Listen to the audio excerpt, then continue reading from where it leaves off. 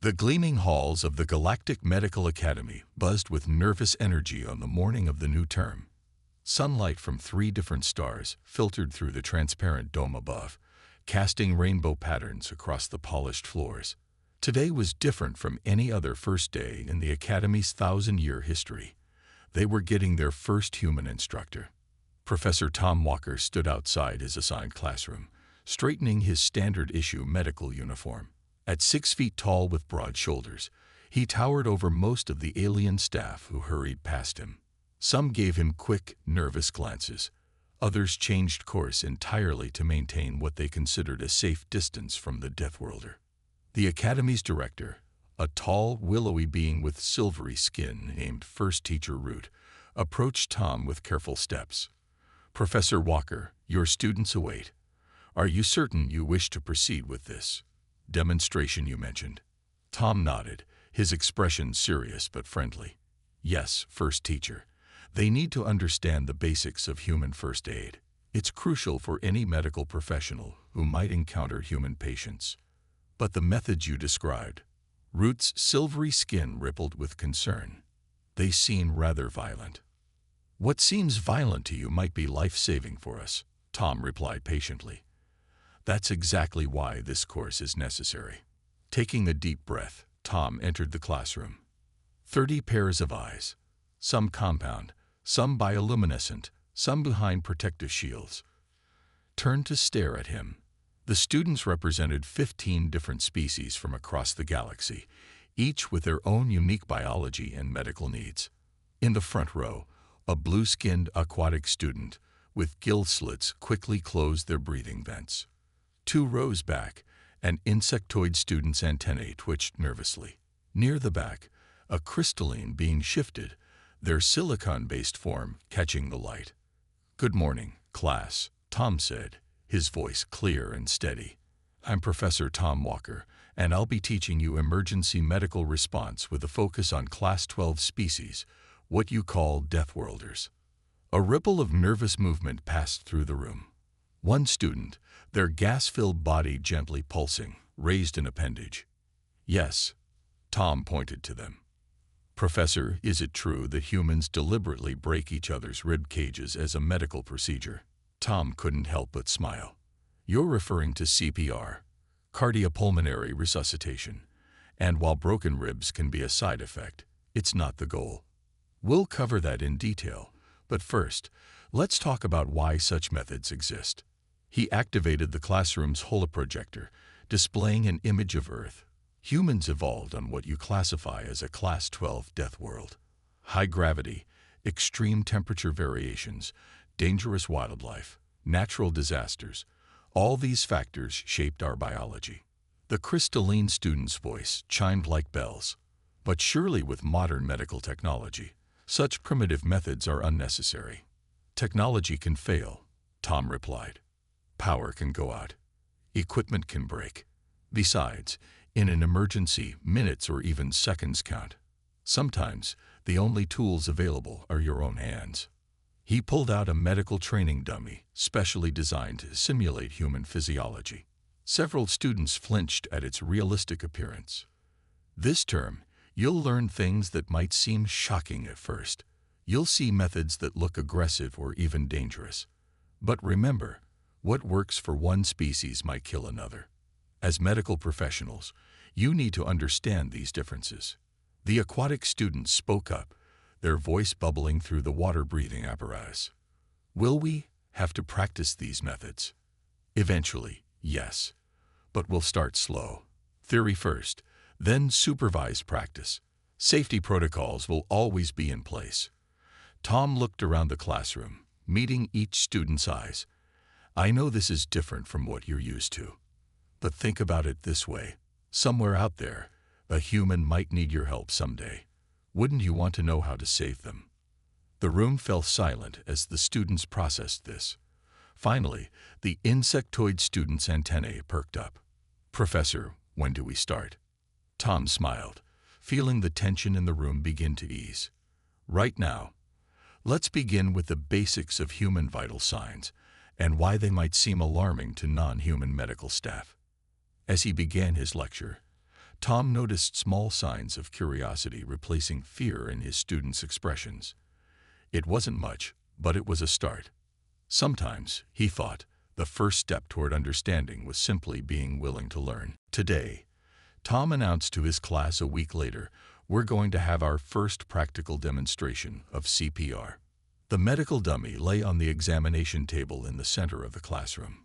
Tom had specifically requested one with force sensors to show the students exactly how much pressure was needed for effective chest compressions. Blue, the aquatic student who had slowly moved to the front row over the past week, leaned forward with interest. Their gill filters bubbled softly as they asked, "Professor, won't that much force damage the internal organs?" "Good question," Tom replied. He gestured to the dummy. "That's exactly why we're going to learn about the human ribcage's remarkable ability to protect vital organs while still allowing for emergency procedures." Reed, the insectoid student, clicked their mandibles nervously. Their compound eyes reflected the bright classroom lights as they watched Tom position himself beside the dummy. "First, we locate the correct hand position." Tom placed his palms in the center of the dummy's chest. "Then we prepare to compress the chest cavity by approximately 2 inches. A collective gasp arose from the class. Stone, the crystalline student, actually chimed in distress. 2 inches? Professor, that's nearly 5 centimeters. "Correct," Tom said calmly. "Watch carefully." He began compressions, and the sound of the dummy's chest cavity compressing filled the room. Several students moved back instinctively. The force sensors displayed the pressure readings on the classroom's main screen, showing exactly how much force Tom was applying. "Notice how I'm keeping my arms straight," Tom explained between counts. "The force comes from my upper body weight, not just arm strength." 30 compressions, then 2 rescue breaths. Blue raised an appendage. "Professor, what if the patient's ribs break?" Tom completed his set of compressions before answering. "In real situations, ribs often do break. But remember what we discussed last week about human healing capabilities.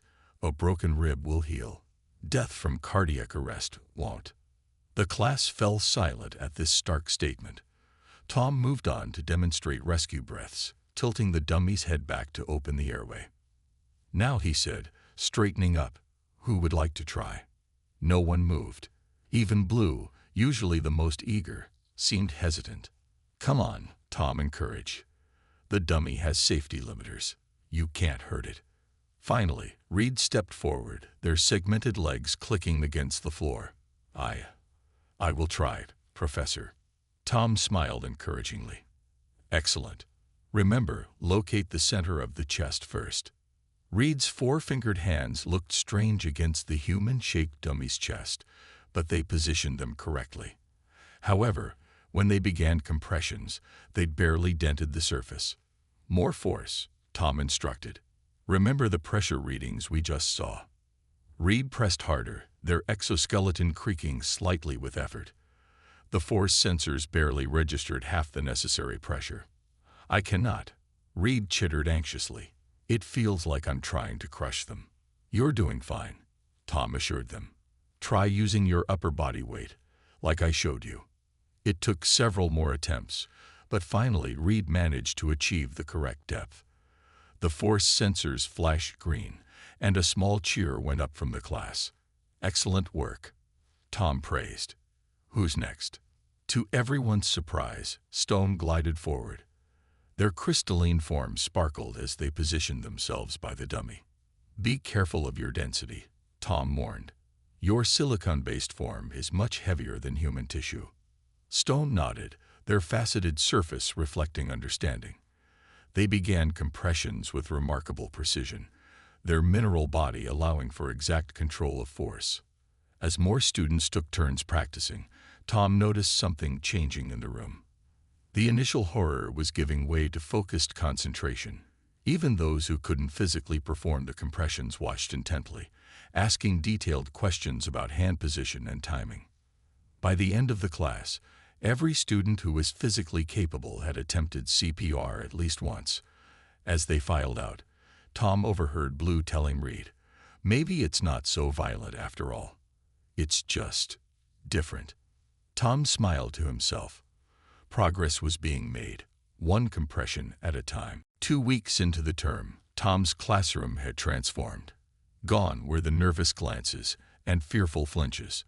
Instead, students clustered around holographic displays showing human anatomical systems, discussing emergency protocols with growing confidence. The most important concept in human emergency medicine, Tom explained, pointing to a timeline floating in the air, is what we call the golden hour. Blue, who had become something of a class leader, leaned forward in their water-filled seat. Why golden, Professor? Does it involve your son's radiation? It's just a term, Tom smiled. It refers to the first hour after a severe injury or medical emergency. This period is critical for human survival. Stone's crystalline form sparkled as they raised an appendage. But Professor, my species can survive for days without treatment. Why such urgency for humans? Excellent question. Tom brought up a new hologram showing human blood loss scenarios. Humans are remarkably resilient in many ways, but we're also vulnerable to rapid system failure. Take blood loss, for example. The hologram showed a human body with simulated bleeding. Red lights tracked the decreasing blood volume, while numbers counted down rapidly. A human can bleed out in minutes, Tom continued. That's why we developed quick response techniques that might seem aggressive to other species. Reed clicked their mandibles thoughtfully, like the chest compressions we learned. Exactly. Tom switched the display to show various emergency scenarios. Every technique we've learned is designed to work within this critical window. He pulled up another hologram, this one showing different alien species and their medical response times. Now let's compare. Blue's aquatic species can survive up to 3 hours without oxygenated water. Stone's crystalline form can endure extreme trauma with minimal immediate risk. Reed's species can shut down non-essential systems to survive for days. The class watched as the comparative diagrams highlighted the vast differences between species. But Tom raised a finger. What happens when you encounter a human patient?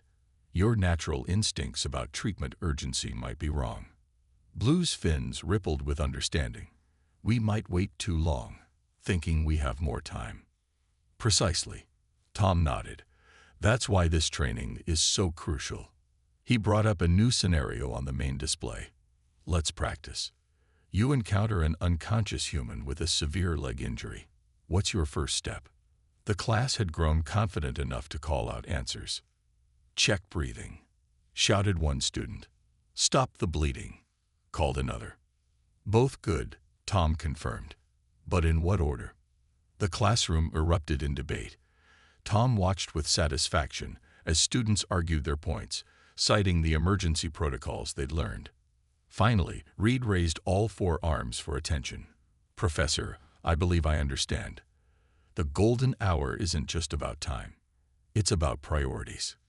Go on, Tom encouraged. In my species, we prioritize preventing infection. But for humans, bleeding and breathing come first because they can kill fastest. Excellent, Tom beamed. Now you're thinking like emergency responders. He switched the display to show a complex flowchart. This is a standard human emergency response protocol. Today, we'll learn how to adapt it for different species while maintaining its core principles. As the class divided into study groups, Tom noticed something remarkable. The students weren't just memorizing procedures. They were actively discussing how to modify them for different physiologies. Blue was explaining to a gaseous student how to recognize human signs of shock. Stone was demonstrating modified chest compressions that wouldn't crush a patient's ribs. Professor, Blue called out, what if we created a universal emergency guide? Something that shows how to adjust human techniques for different species. Tom paused, genuinely impressed. That's actually an excellent idea. Maybe that could be your final project. The excited chatter that followed told him his students had come further than he'd hoped. They weren't just learning human first aid. They were beginning to bridge the gap between species, one medical protocol at a time. The Academy's cafeteria buzzed with its usual lunchtime activity. Students of various species gathered around specially designed tables, each section adapted for different atmospheric needs and dietary requirements. Tom sat with Blue, Reed, and Stone at what had become their regular table, discussing the morning's lesson about human wound treatment.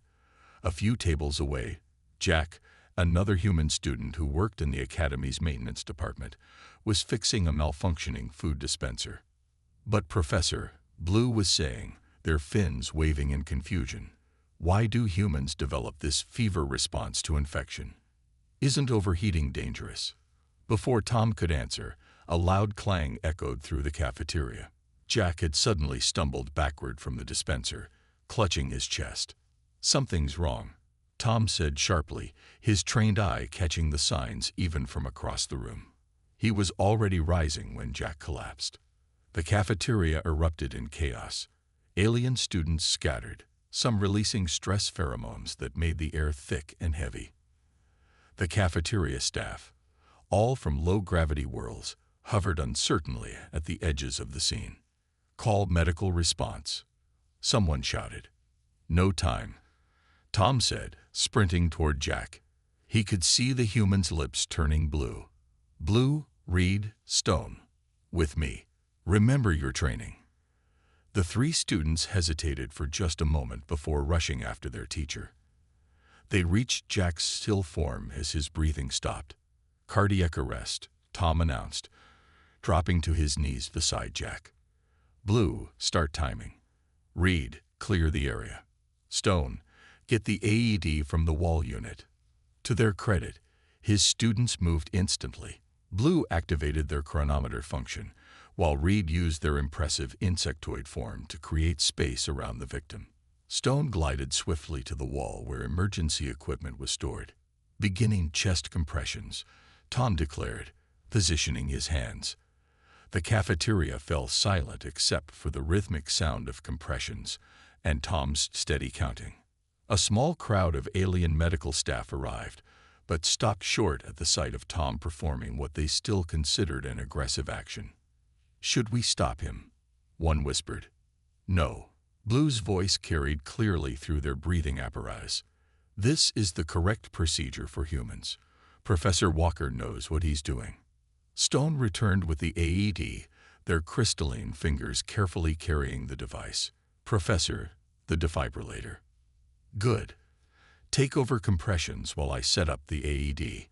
Tom moved smoothly aside as Stone took position.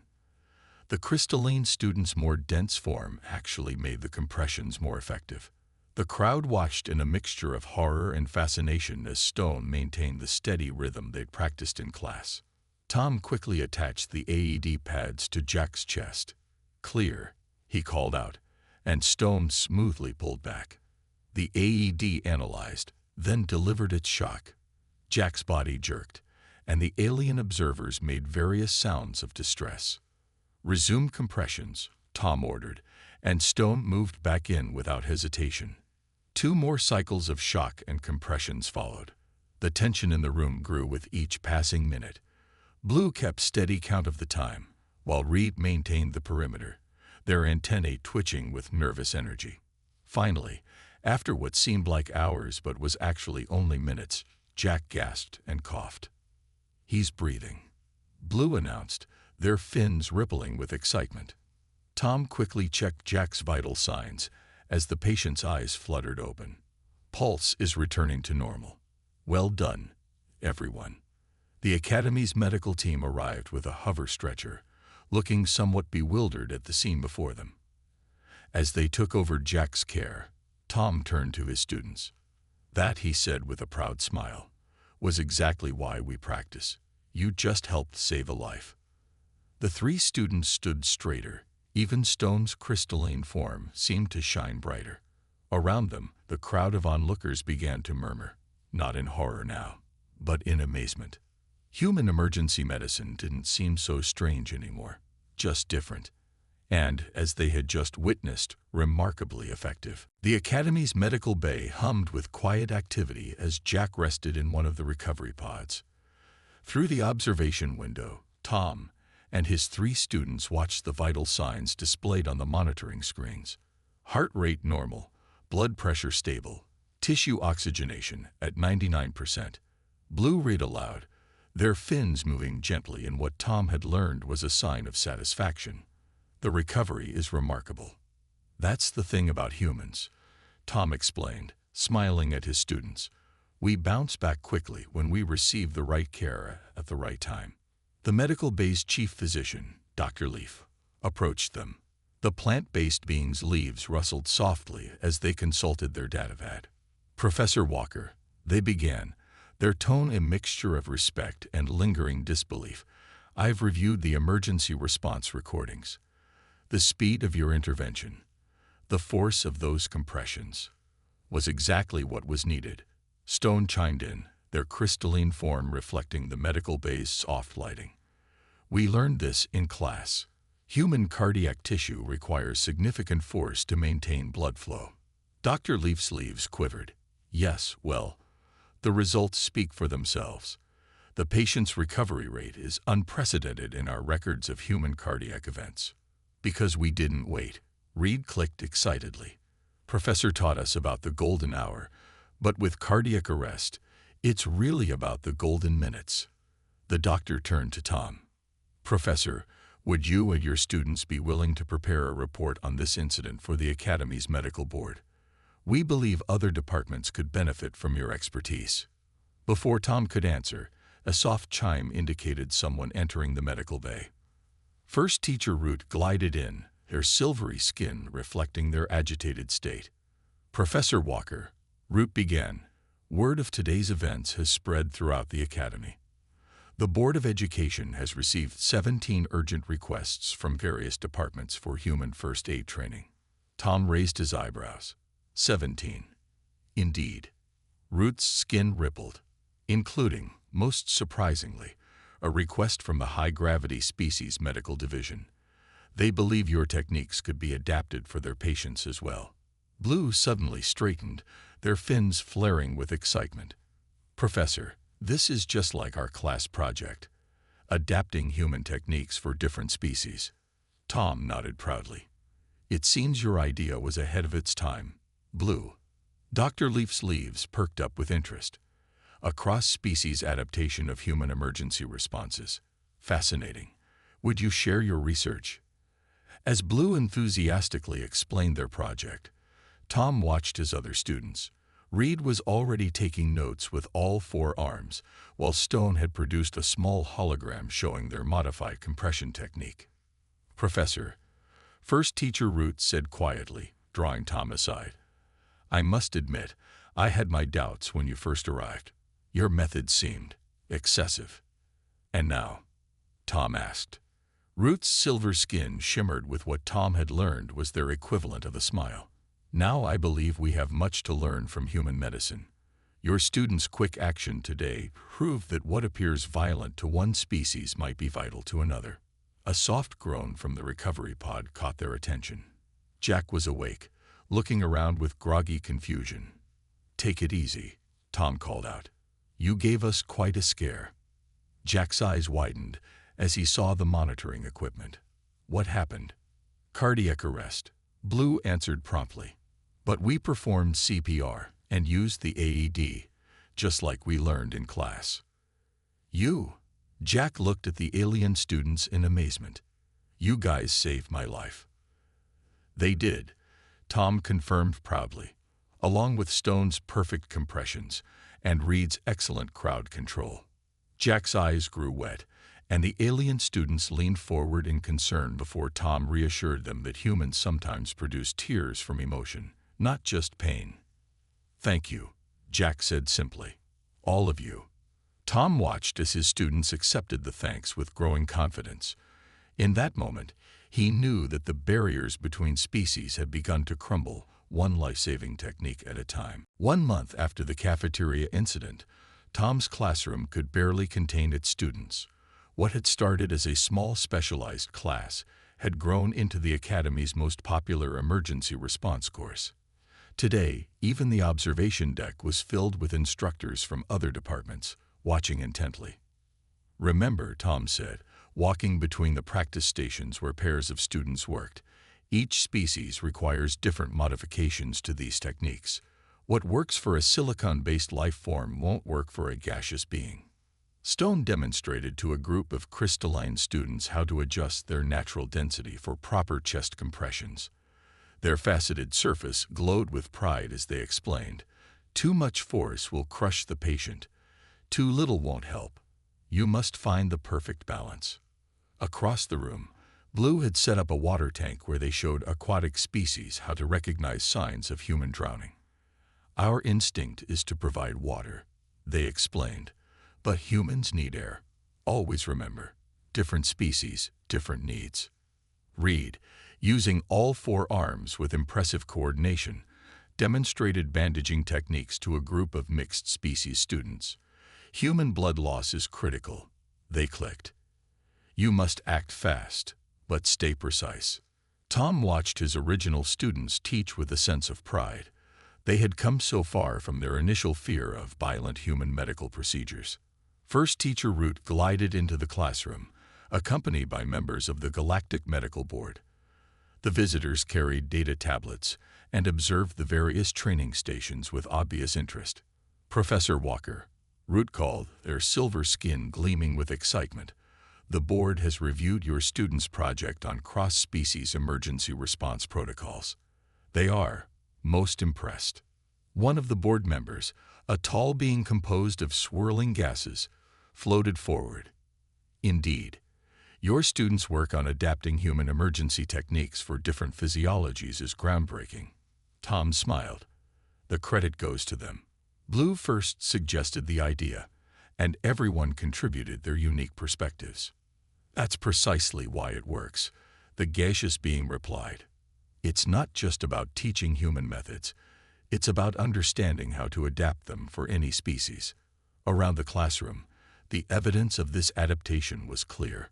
Some students practiced with modified compression techniques, others worked with specialized breathing apparatus, and still others studied holographic displays of various species anatomies. Near the back of the room, Jack, fully recovered, and now a regular volunteer for demonstrations, helped students understand how different emergency techniques felt from a human patient's perspective. "The board has a proposal," Root announced. "We want to make this cross-species emergency response training mandatory for all medical students in the galaxy." The classroom fell silent. Tom blinked in surprise. "Mandatory?" "Yes," the gaseous board member confirmed. "What happened in your cafeteria proved that every medical professional should understand these techniques. We can't predict when we might need to help someone from another species." Blue swam forward excitedly. "Does this mean our adaptation guides will be used throughout the galaxy?" "With your permission." Root nodded. "The board believes your work could save countless lives across multiple species." The students burst into excited chatter. Reed's antennae quivered with joy as they clicked. From being afraid of human techniques to teaching them to the galaxy.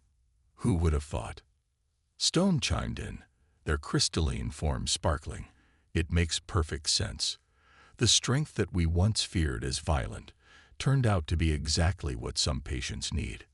Tom looked around at his classroom, at the mixture of species working together, at the former barriers now broken down, at the fear replaced by understanding. This was more than just teaching first aid. It was building bridges between worlds. "Professor," Blue asked, their fins rippling with anticipation, "what do you think?" Tom smiled at his students, feeling the warmth of pride in his chest. "I think the galaxy just got a little bit smaller and a lot safer."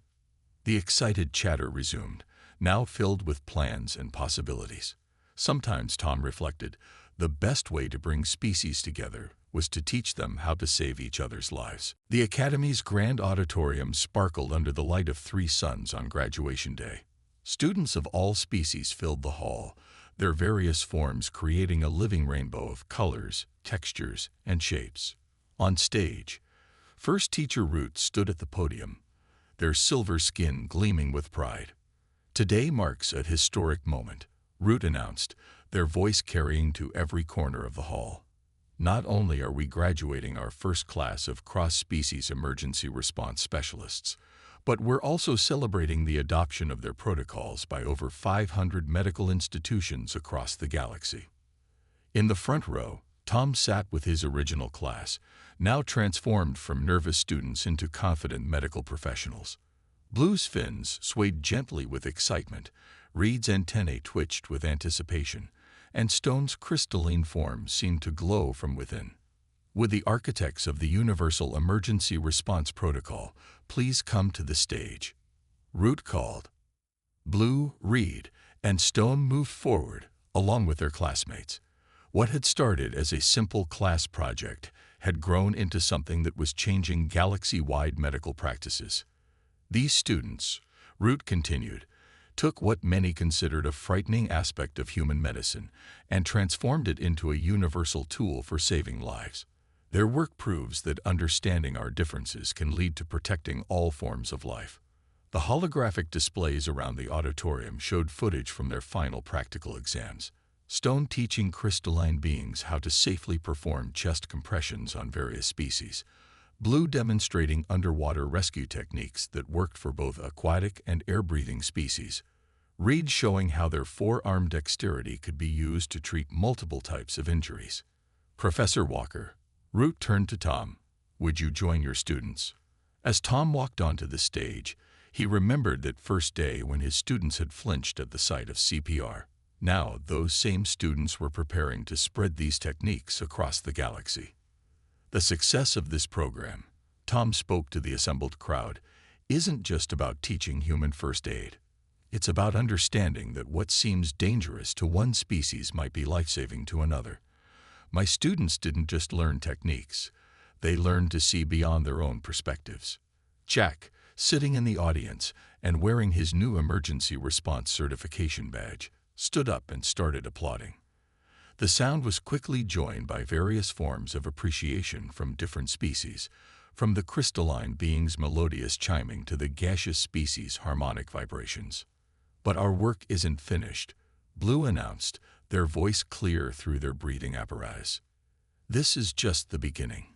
Each graduate here will go on to teach others, adapting these techniques for more species, saving more lives. Reed clicked their mandibles in agreement. We've created teaching modules for 20 different species groups so far, with more in development. And each module, Stone chimed in, their facets catching the light, includes specific modifications based on both the rescuers and patient's physiology. First Teacher Root raised their appendages for attention. And now, by the power vested in me by the Galactic Medical Board, I present these graduates with their certifications in cross-species emergency response. As each student received their certification, Tom noticed something remarkable. The way they interacted with each other had completely changed from that first day. There was no fear, no hesitation. Just professionals who understood and respected their differences. Remember, Tom said as the ceremony concluded, every life form in this galaxy has something to teach us, and something to learn from us. Today, you've proven that what once divided us can unite us. After the ceremony, as students and families mingled in the reception hall, Jack approached Tom's original group. You know, he said, touching the spot on his chest where Stone had performed those life-saving compressions months ago, I never thought being a test subject would help change galactic medicine. Blue's fins rippled with laughter. And we never thought what we once considered violent could be so vital. That's the beauty of it, Tom smiled, watching his students, now colleagues, as they prepared to spread their knowledge across the stars. Sometimes the best way to understand each other is to learn how to save each other. And in the gleaming halls of the Galactic Medical Academy, a new era of emergency medicine had begun, one that recognized the strength in their differences and the power of working together. Blood dripped from General Thex's palm where his claws had dug in from tension. He stood before the Imperial Council, knowing his next words could save billions of lives or end his career. Around him, the council chamber's crystal walls reflected infinite copies of his worried face. My lords, he began, I come with a warning about a species that will either become our greatest allies or destroy our empire entirely. A ripple of laughter echoed through the